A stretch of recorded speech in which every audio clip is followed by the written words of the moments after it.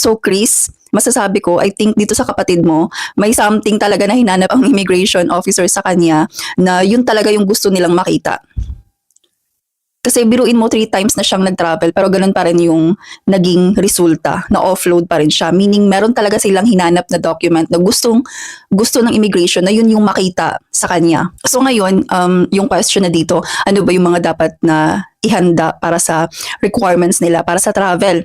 So eto po yung mga documents na dapat nating i-prepare kapag mag-travel tayo with our family. So yung valid passport, return ticket, hotel accommodation, or any proof of accommodation po. And then, proof of financial capacity to travel. So, Chris, kung for example, ikaw yung gagastos ng travel nyo with your family, kasama yung kapatid mo.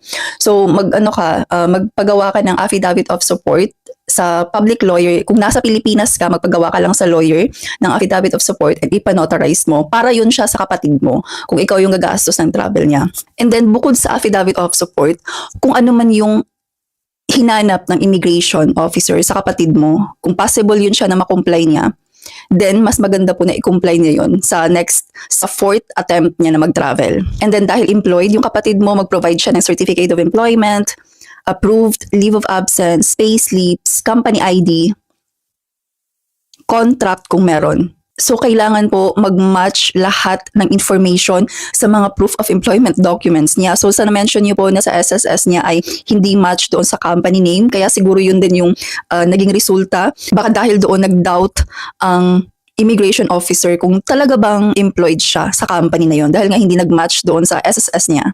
So, kailangan po lahat ng proof of employment niya, kung ano man yung mga documents na ipoprovide ng kapatid mo, kailangan ay tugma po talaga lahat. Make sure na legit and updated yung mga documents niya. And then, para naman sa'yo, Chris, dahil ikaw yung sponsor and OFW ka, so i-prepare mo yung OEC mo, Overseas Employment Certificate, and then yung visa mo, kung meron kang visa, residence permit, kung meron kang residence permit doon kung saan ka nagwo-work, and then bank documents mo to prove your financial capacity to support your travel with your family. And then, wag din mong kalimutan i-prepare yung proof of relation nyo na magkapatid kayo, like